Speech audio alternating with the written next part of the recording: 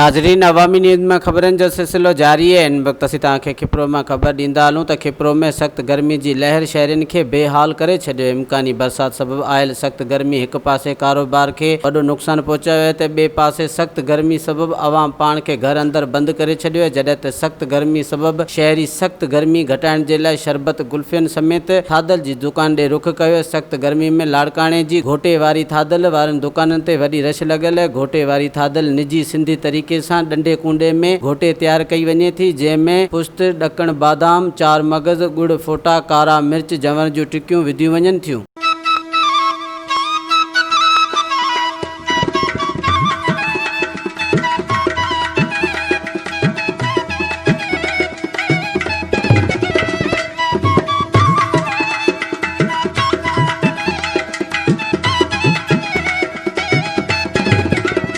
गर्मी जाम आहे, गर्मी जे करे आया आहियूं।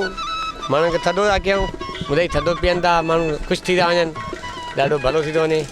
शुक्र आहे, सिहत लाइ सही आहे, हर शइ लाइ सही आहे, मादे लाइ बि सही आहे, फस्ट क्लास।